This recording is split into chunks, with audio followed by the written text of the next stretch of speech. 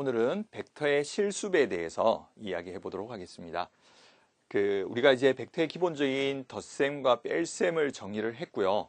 자, 우리가 0벡터가 아닌 A 벡터가 0벡터가 아닐 때, 자, 실수 K에 대해서 자, K의 A 벡터는 그러니까 벡터의 실수배가 됩니다. 벡터의 실수배가 되는데요. 자, 0보다 크게 되면 벡터 A와 방향은 같고요. 크기가 K 곱하기 A 벡터인 벡터가 되겠습니다. 그러니까 A 벡터의 크기에 K배가 되는 거겠죠. 자, 그러면 이렇게 볼까요? 우리가 이제 A 벡터가 있습니다. 그죠? 자, 그럼 이 A 벡터라고 하면 자, 이 벡터와 방향이 같으면서 2배가 되겠죠. 자, 이 정도 이렇게 그려볼까요? 이 A 벡터입니다. 그러니까 우리가 기본적으로 도형을 다룰 때 변의 길이, 선분의 길이에 대해서 많이 이야기했었잖아요. 그렇기 때문에 표현만 우리가 벡터를 쓰지 실제로 우리가 알고 있는 부분들입니다. 그래서 다만 벡터이기 때문에 방향이 있다 보니까 방향을 주의하겠죠. 그래서 K가 양수라면 자, 벡터와 방향이 같고 그 크기가 K의 A 벡터의 크기에 K배가 되는 그런 벡터가 되겠습니다. K가 0이 되면 0을 곱하게 되면 0벡터가 되고요. 당연히 크기는 0벡터의 크기는 0이죠. 0이 되겠고요. 자, 그 다음에 K가 음수가 되면 벡터 A와 방향이 반대가 되고요. 크기가 마이너스 K의 A 벡터. 왜냐면 크기를 이야기하기 때문에 이 부분이 양수가 돼야 되죠. 그래서 마이너스 K라고 해서 양수를 만들었고요. A 벡터의 벡터이다. 자, 그러면 예를 들어 마이너스 2분의 1 A 벡터라고 한번 해볼까요? 자, 우리가 음수가 붙었기 때문에 반대 방향입니다. 근데 크기가 2분의 1이 되겠죠? 자, 그러니까 뭐 요 정도 해볼까요? 그래서 마이너스 2분의 1 A 벡터. 자, 이렇게 하면 되겠죠? 그래서 이제 우리가 벡터의 실수배에 대해서 이렇게 한번 기본적인 걸 이야기해 봤습니다. 우리가 벡터의 실수배를 배운 가장 큰 이유는 단위 벡터 때문입니다. 단위 벡터. 그래서 우리가 단위 벡터가 뭘까 보면 크기가 1인 벡터가 되겠습니다. 크기가 1인 벡터를 단위 벡터라고 하고요. 자, 우리가 A 벡터가 0벡터가 아닐 때, 자, 이 벡터의 벡터를 우리가 벡터 A와 방향이 같은 단위 벡터다. 방향이 같은. 왜 그러냐면, 자, 일단은 우리 이 부분 확인할까요?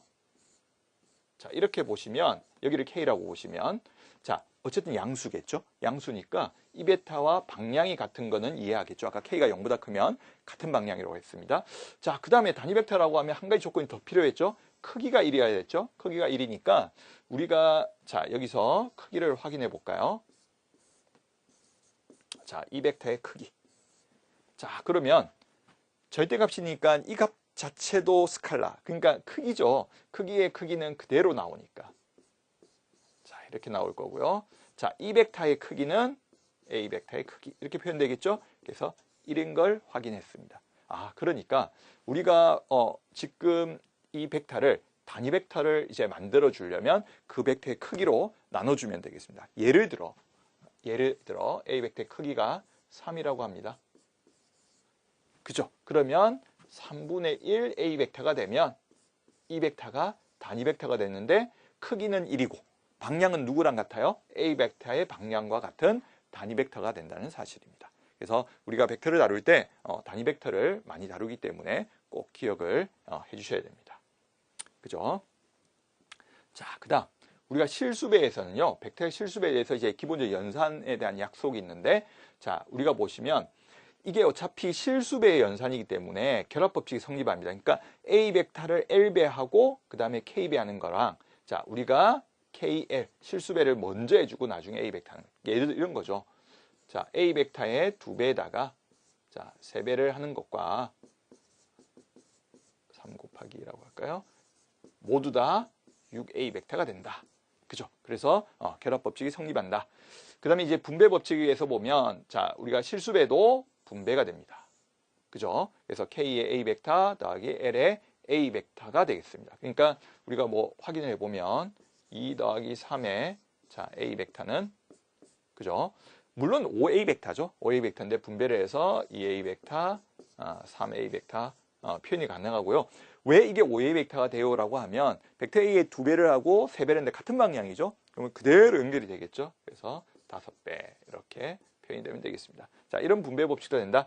자, 실수배가 있는데 A 벡터의 K배, B 벡터의 K배. 그러니까 우리가 3의 A 벡터 더하기 B 벡터가 되면 그죠? A 벡터 3배, B 벡터 3배 해주시면 되겠습니다.